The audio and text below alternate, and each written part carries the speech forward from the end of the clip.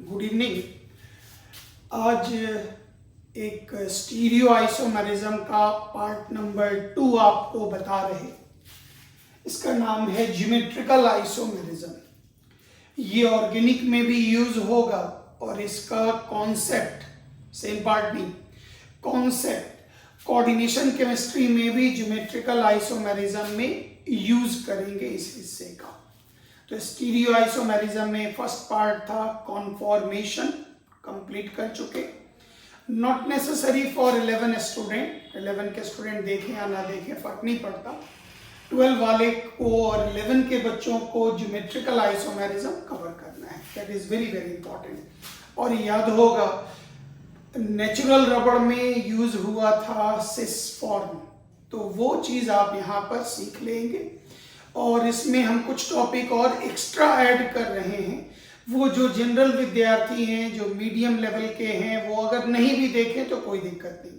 Standard वाले और CBSE वाले कृपया इसको जरूर कवर कर लेंगे, जो हम आगे का टॉपिक बता रहे हैं। अभी तो सबके लिए कॉमन चलेगा।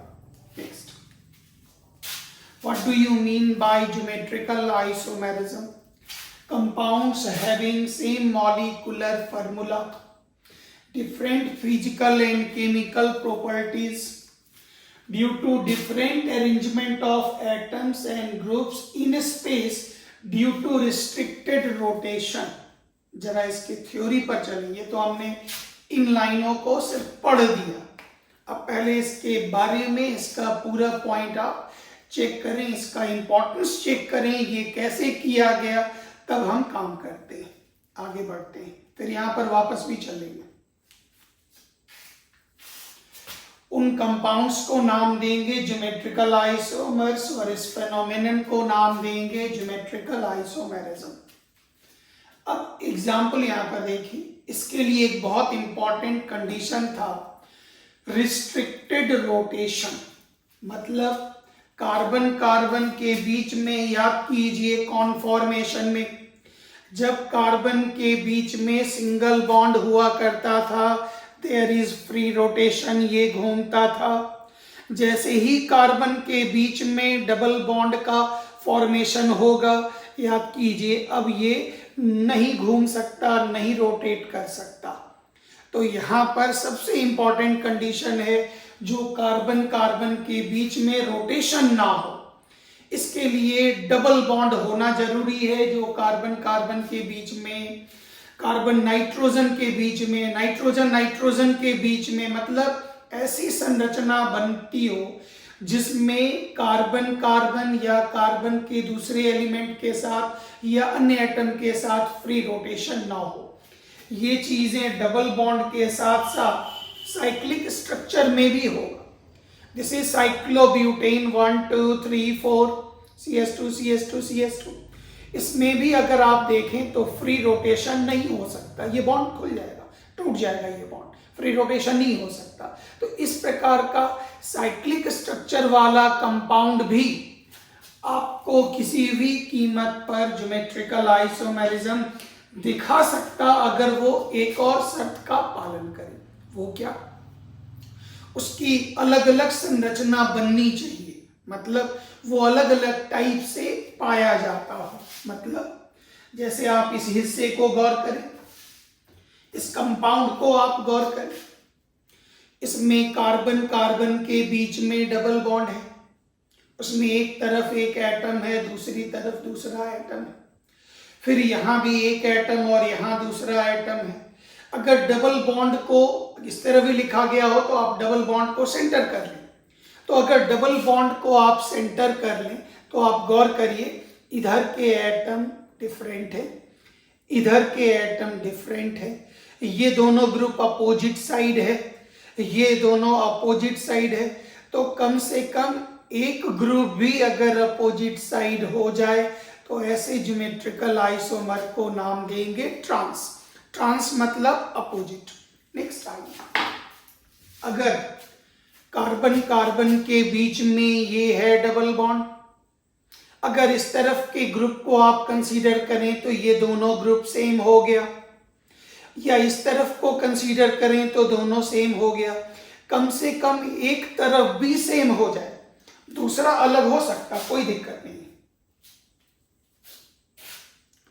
दूसरा ग्रुप आपका अलग हो सकता, लेकिन कम से कम एक तरफ का भी ग्रुप अगर सेम हो जाए तो इसे हम लोग नाम देंगे सिस। सिस मतलब सिमिलर। तो कार्बन कार्बन डबल बॉन्ड की ये स्थिति हुई। अगर साइक्लिक कंपाउंड को भी देखें तो अगर मान लेते हैं ऊपर का दो ग्रुप अगर आइडेंटिकल हो जाए तो ये कहलाएगा सिस। अलग अलग ग्रुप अगर हो तो जैसे इस तरह से आप इसको देख सकते हैं, ये दोनों कहलाएगा सिस सिस। और अगर ये अलग अलग हो जाए, मतलब एक ऊपर और एक नीचे अलग अलग हो जाए, तो उसे आप नाम देंगे ट्रांस। तो सिस और ट्रांस का मीनिंग हो गया, जब रिस्ट्रिक्टेड रोटेशन हो, घूर्णन ना हो, तो ऐसी हालत में अगर दो ग्रुप सिमिलर वन साइड आ जाए, कम से कम एक तरफ आ जाए तो सिस, और दोनों तरफ का ग्रुप अगर डिफरेंट हो गया या तो वो कहला जाएगा ट्रांस। अभी इसमें और पॉइंट बताते जाते हैं वन बाय वन करके, बहुत सारा छोटा छोटा पॉइंट्स इसके अंदर कवर कर देगा। Next slide. जैसे C4H8 को आपने लिया, उसमें इस कंपाउंड का नाम हो गया ब्यूटूइन। उम्मीद है पता होगा। ब्यूटूइन के स्ट्रक्चर को आप ऐसे समझें, ब्यूटूइन के स्ट्रक्चर को आप ऐसे समझें। डबल बॉन्ड को देख, कार्बन कार्बन के बीच में डबल बॉन्ड। इस डबल बॉन्डेड में एक कार्बन हाइड्रोजन से और एक मिथाइल से जुड़ा, फिर ये भी हाइड्रोजन और मिथाइल से जुड़ा। और अगर ऐसी संरचना बन जाए जिसमें ये दोनों मिथाइल ग्रुप एक साइड आ जाए, ये मिथाइल मान लें, ये दोनों वन साइड आ जाए और ये दोनों H जो है वो एक तरफ आ गया, दोनों तरफ सेम है, ये कहलाएगा सिस। और अगर ये निर्माण के क्रम में बनता है, क्योंकि ये रिस्ट्रिक्टेड रोटेशन, हम इसको घुमा नहीं सकते, अभी हम इसकी थ्योरी को क्लियर करते हैं। अगर इसको ऐसा नहीं जो आप इधर का ग्रुप इधर कर दीजिए और इधर का ऐसे घुमा दीजिए, वो नहीं, क्योंकि ये रिस्ट्रिक्टेड रोटेशन है। अगर इस तरह से ये कंपाउंड ऐसा बन जाए जिसमें ये दोनों मिथाइल ग्रुप अपोजिट है या दोनों हाइड्रोजन अपोजिट है, तो इसे हम लोग नाम देंगे ट्रांस। डबल बॉन्ड के आसपास ये काम कहलाएगा।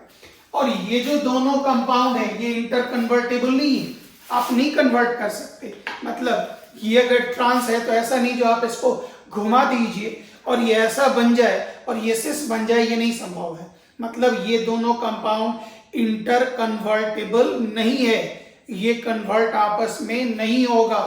और ये तभी संभव है जब रोटेशन ना हो। अगर रोटेशन हो गया तब तो हम आराम से घुमा देंगे। तो ज्योमेट्रिकल आइसोमेरिज्म के लिए एक शर्त हो गई, जो एक ऐसी संरचना बनती हो जिसमें रोटेशन ना हो, प्लस उसके साथ अलग अलग वैरायटी का कंपाउंड बनता हो। फिलहाल नाम यूज करने दीजिए सिस और ट्रांस। आगे चलकर एक नॉमेनक्लेचर EZ भी इसका बनता है, वो भी आपके पास। Formation of two non identical compound, मतलब जिसमें सिस और ट्रांस का निर्माण करता हो, तो उन कंपाउंड्स को नाम देंगे ज्योमेट्रिकल आइसोमर्स और इस घटना को नाम देंगे ज्योमेट्रिकल आइसोमेरिज्म। वापस चले, कंपाउंड जिसका मॉलिक्यूलर फार्मूला सेम, कंपाउंड जिसका मॉलिक्यूलर फार्मूला सेम, C4H8 दोनों ब्यूटूइन, जिसका फिजिकल और केमिकल प्रॉपर्टीज अलग अलग होगा। बहुत सारा प्रॉपर्टीज आपको बताते जाएंगे, अभी आप देखेंगे भी जो डिफरेंट हो रहा। उसके लिए एक ऐसी व्यवस्था बननी चाहिए जिसमें रोटेशन ना हो। तो double bond carbon carbon double bond alkyne, carbon double bond nitrogen, nitrogen nitrogen double bond, cyclic structure, और भी वैरायटी है। इस तरह का कंपाउंड अगर मिला आपको तो समझ जाइए इसमें रोटेशन नहीं होगा। और उसके बाद उन कंपाउंड्स को, ये दोनों कंपाउंड्स कहलाएंगे ज्योमेट्रिकल आइसोमर्स, क्योंकि इनकी ज्योमेट्री बदल गई, प्रॉपर्टीज तो आगे, ज्योमेट्री बदल गई। और इस फिनोमेनन को हम लोग नाम देंगे ज्योमेट्रिकल आइसोमेरिज्म। नेक्स्ट, अब सबसे पहले एक एग्जांपल हम आपको देके बता रहे हैं, समझने की कोशिश करिएगा। ज्योमेट्रिकल आइसोमेरिज्म, वान 't हॉफ ने सिस ट्रांस आइसोमर के कॉन्सेप्ट को यूज किया। इसके लिए एक कंपाउंड लिया गया, वो ये था।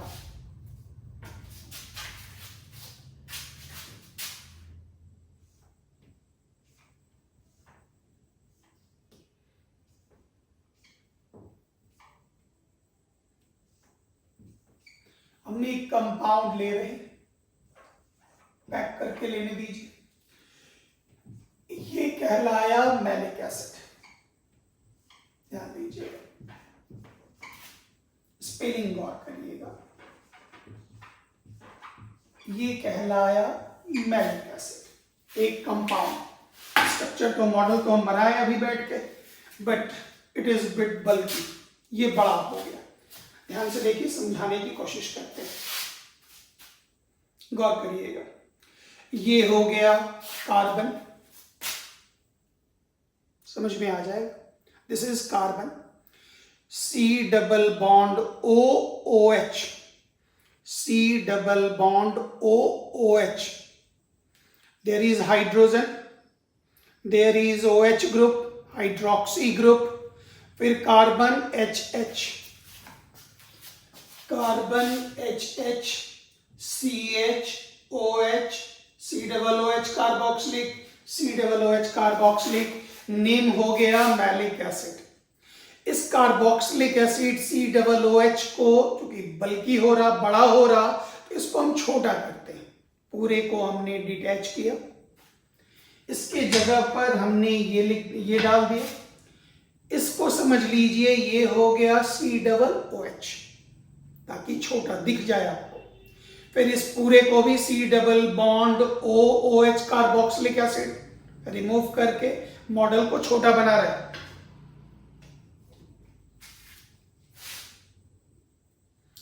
तो ये निकला C double OH carboxylic group, CH2 CHOH। अब गौर करें, कार्बन कार्बन के बीच में single bond, there is free rotation, conformation में आपको फ्री रोटेशन का आइडिया है।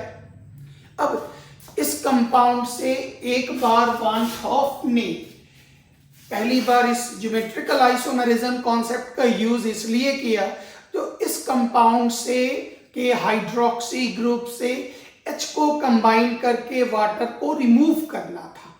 तो ध्यान दीजिए, इसमें फ्री रोटेशन होता है, पूरी तरह से ये घूमता है। तो एक बार क्या हुआ, उन्होंने रिएजेंट डाला और जिसके आधार पर H2O को बाहर निकलना था, OH और H, H2O बाहर, H2O बाहर, ये H2O निकल के बाहर, और इसके कारण यहां पर जुड़कर डबल बॉन्ड का फॉर्मेशन हुआ, डबल बॉन्ड का फॉर्मेशन हुआ। थ्योरी फिर से वापस ध्यान से देखते जाइएगा, इसका लॉजिक पता चल जाएगा ये क्यों और कैसे हो रहा है। दिस इज द पार्ट, ये घूम रहा, इस रफ्तार में घूमते जा रहा, गौर से देखिएगा।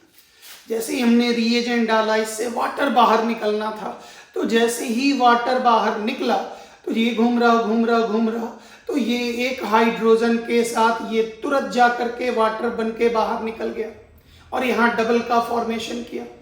जैसे ही डबल का फॉर्मेशन किया, गौर करिए, दोनों ग्रुप एक साथ आ गया, सिमिलर ग्रुप एक साथ आ गया, नाम हो गया सिस। अब दूसरी बार देयर इज एन एक्सीडेंट, इस तरह से ये फ्री रोटेशन हो रहा था, रोटेशन होते होते इस बार ऐसी स्थिति आ गई जो ये इसका एक हाइड्रोजन और इसका ये OH, ये दोनों कंबाइन कर गया और कंबाइन करके बना दिया डबल बॉन्ड। और अब देखिएगा इसकी स्थिति अलग हो गई, मानी सिंगल बॉन्ड जब था उससे बनने के क्रम में एक ऐसी स्थिति आ गई जिसमें इस प्रकार का कंपाउंड बना जिसमें दोनों कार्बोक्सिलिक एसिड एक तरफ आ गए, नाम हो गया मैलिक एसिड, उसका स्पेलिंग अलग है। और दूसरी तरफ ये दोनों अलग अलग चले गए, ये दोनों कार्बोक्सिलिक एसिड अलग अलग, नाम हो गया फ्यूमेरिक एसिड। ध्यान से जरा इस टर्म को आप समझने की कोशिश करें।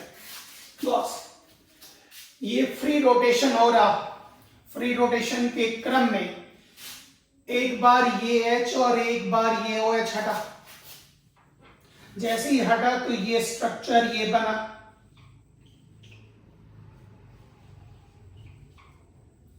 याद कीजिए दोनों ग्रुप सेम हो गया, नाम देंगे सिस। और ये कहलाया MALEIC, मैलिक एसिड।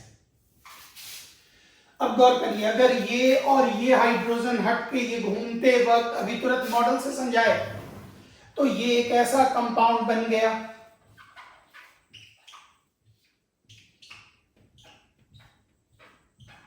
उल्टा करके थोड़ा लिखना पड़ रहा। याद कीजिए ये दोनों अपोजिट साइड, नाम हो गया ट्रांस, और इस कंपाउंड का नाम हो गया फ्यूमेरिक एसिड। Fumaric acid. तो ये एक सबसे सटीक लॉजिक है जिससे आपको ये पता चलेगा रिस्ट्रिक्टेड रोटेशन होने के बाद कंपाउंड कैसे ज्योमेट्रिकल आइसोमेरिज्म का निर्माण करेंगे। जैसे ये कंपाउंड ही लिया गया, स्लो हीटिंग किया गया, दोनों कंपाउंड की प्राप्ति हुई, मतलब ये एक बना सिस और ये बन गया ट्रांस। ये दोनों प्रकार के कंपाउंड की प्राप्ति हुई। नेक्स्ट, फिर उसको हीट करने के बाद H2O बाहर निकल के मैलिक एनहाइड्राइड का निर्माण करता। फ्यूमेरिक में लीजिएगा, जब आप स्ट्रॉन्ग हीटिंग करिएगा तो याद होगा सिग्मा पाई में पाई कमजोर, पाई टूटा, पाई टूटने के बाद ये दोनों ग्रुप एक साइड आ गया, दोनों ग्रुप एक साइड आ गया, फिर H2O बनकर बाहर, फिर ये भी निर्माण करता मैलिक एनहाइड्राइड का, लेकिन इसको लंबा हीट करना पड़ता, उधर स्लो हीटिंग में ये काम हो जाता, ये भी मैलिक एनहाइड्राइड का निर्माण करेगा। अब यहां पर आइए, ज्योमेट्रिकल आइसोमेरिज्म में लैटिन नेम, एक बना सिस फॉर्म, एक बना ट्रांस। सिस मतलब सिमिलर, जब समान ग्रुप का एक तरफ रहना, कम से कम एक साइड भी समान हो जाए, दोनों तरफ समान हो जाए तो वेरी गुड, नहीं तो एक साइड भी समान हो जाए सिस। और दोनों तरफ का ग्रुप अगर अपोजिट साइड है, डिफरेंट है, तो उसको हम लोग नाम देंगे ट्रांस। गौर करिएगा, double bond, a similar, B और बी सिमिलर, नाम सिस। ए और ए सिमिलर, बी और डी डिफरेंट है, लेकिन ये दोनों सेम है, सिस। इसमें चेक कर लीजिए। अब ऐसा नहीं जो इन दोनों में या किसी भी स्ट्रक्चर में हम यू इंटरचेंज नहीं कर सकते, यू ऐसे नहीं हम घुमाएंगे, हम लिखने के लिए तो लिख देंगे, लेकिन ये ऐसे कभी नहीं घूमेगा क्योंकि ये रिस्ट्रिक्टेड रोटेशन है। तो ये हो गया ए बी, इसको आप चेक कर ले, यहाँ पर ये दोनों अलग, ये दोनों सेम, नाम हो गया सिस। तो ये हो गया, कम से कम एक तरफ का ग्रुप भी सेम हो जाए तो उसे आप नाम देंगे सिस। नेक्स्ट आइए ट्रांस, बोथ साइड डिफरेंट। गौर करिएगा, A B A different, A D B A different, मतलब ये कहलाएगा ट्रांस। सिस का हायर डाइपोल होता, डाइपोल के बारे में फिजिक्स में आइडिया भी होगा आपको, दोनों का रिजल्टेंट निकालेंगे हायर वैल्यू। ये अगर इसको समेट लें तो गौर करिए ये एक दूसरे को कैंसिल करता चला जाएगा। X मतलब एक बार क्लोरीन, एक बार ब्रोमीन, एक बार आयोडीन। यहाँ पर डाइपोल मोमेंट अपोजिट डायरेक्शन में होता है, एक दूसरे का इफेक्ट कैंसिल करेगा, इसलिए ट्रांस वाले का वैल्यू 0 होता और सिस वाले के लिए वैल्यू दिया गया, मतलब जैसे जैसे निगेटिविटी डिक्रीज करेगा उसका डाइपोल मोमेंट डिक्रीज करता जाएगा। डाइपोल का अलग मतलब फिजिकल प्रॉपर्टीज में आप चेक कर सकते हैं।